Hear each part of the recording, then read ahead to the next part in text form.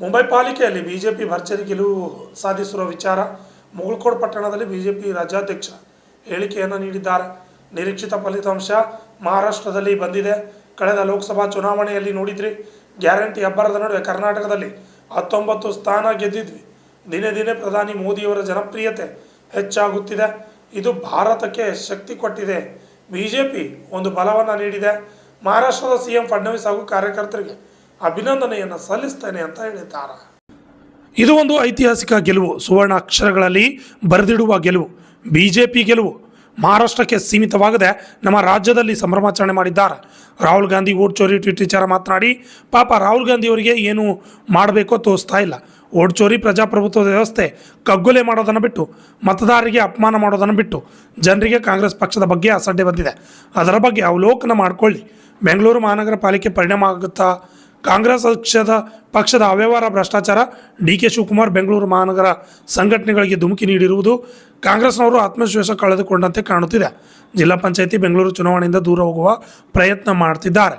ಆದರೆ ಮುಂಬೈ ಚುನಾವಣೆ ಮಾದರಿ ಫಲಿತಾಂಶ ಬೆಂಗಳೂರು ಚುನಾವಣೆಯಲ್ಲಿ ಬರುತ್ತದೆ ಎಂದು ಹೇಳಿಕೆ ನೀಡಿದ್ದಾರೆ. Shashidhar Kokatnur, RJ32 Kannada news, Chikkodi.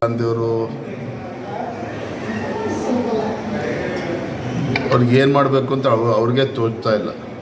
ನಾನು ತಮ್ಮ ಮುಖ್ಯನ ರಾಹುಲ್ ಗಾಂಧಿಯವರು ಒಂದು ಕಿವಿ ಮಾತನ್ನು ಹೇಳೋದು, ಓಟ್ ಚೋರಿ ಅಂತೇಳಿ ಪ್ರಜಾಪ್ರಭುತ್ವ ವ್ಯವಸ್ಥೆಗೆ ಒಂದು ಕಗ್ಗೊಲೆ ಮಾಡುವಂಥ ಕೆಲಸನ ಬಿಟ್ಟು, ಮತದಾರರಿಗೆ ಅಪಮಾನ ಮಾಡುವಂಥ ಬಿಟ್ಟು, ಯಾಕೆ ಕಾಂಗ್ರೆಸ್ ಪಕ್ಷ ದೇಶದ ಜನರಿಂದ ದೂರ ಹೋಗ್ತಾ ಇದೆ, ಯಾಕೆ ದೇಶದ ಜನರ ಮನಸ್ಸಿನಲ್ಲಿ ಇವತ್ತು ಕಾಂಗ್ರೆಸ್ ಪಕ್ಷದ ಬಗ್ಗೆ ಅಸಡ್ಡೆ ಬಂದಿದೆ, ಅದ್ರ ಬಗ್ಗೆ ಅವಲೋಕನ ಮಾಡಿದರೆ ಬಹುಶಃ ಸ್ವಲ್ಪ 100ರ ಗಡಿ ಮತ್ತು ಬರ್ಬೋದು ಅಂತ ಅನಿಸುತ್ತೆ. ವಿರೋಧ ಪಕ್ಷದ ಕೂರಕ್ಕೆ ಲಾಯಕ್ ಅಂತೇಳಿ ಜನ ತೀರ್ಮಾನ ಮಾಡ್ಬೋದು. ಸರ್, ಕೊನೆಯದಾಗಿ ಬೆಂಗಳೂರು ಚುನಾವಣೆ ಮಹಾನಗರ ಪಾಲಿಕೆ ಅದರಲ್ಲಿ ಏನಾದರೂ ಪರಿಣಾಮ ಆಗ್ಬೋದು? ನಿಶ್ಚಿತವಾಗಿ ಇವತ್ತು ಬೆಂಗಳೂರು ಮಹಾನಗರ ಪಾಲಿಕೆ ಅಂತ ಹೇಳಿದ್ರೆ ಇವತ್ತು ನೋಡ್ತಾ ಇದ್ರೆ ಆಡಳಿತ ಕಾಂಗ್ರೆಸ್ ಪಕ್ಷ ಯಾವ ರೀತಿ ಒಂದು ಅವ್ಯವಹಾರ, ಭ್ರಷ್ಟಾಚಾರ, ಡಿ ಕೆ ಶಿವಕುಮಾರ್ ಅವರು ಬೆಂಗಳೂರು ಮಹಾನಗರದ ಕೆಲವು ಸಂಘಟನೆಗಳ ಧಮಕಿ ನೀಡಿರುವಂಥದ್ದು ಎಲ್ಲ ಒಂದು ಕಡೆ ಅವರು ಕೂಡ ಕಾಂಗ್ರೆಸ್ಸವರು ಕೂಡ ಆತ್ಮವಿಶ್ವಾಸನ ಕಳೆದುಕೊಂಡಂತೆ ಕಾಣ್ತಾ ಇದೆ. ಹಾಗಾಗಿ ZPTP ಇರ್ಬೋದು,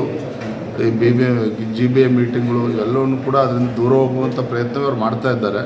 ಆದರೆ ಒಂದಂತೂ ಇದು ಏನು ಮಹಾರಾಷ್ಟ್ರದಲ್ಲಿ ಫಲಿತಾಂಶ ಬಂದಿದೆ, ಅದೇ ರೀತಿಯ ಫಲಿತಾಂಶ ಬೆಂಗಳೂರಿನ ಮಹಾನಗರ ಪಾಲಿಕೆ ಚುನಾವಣೆ ಕೂಡ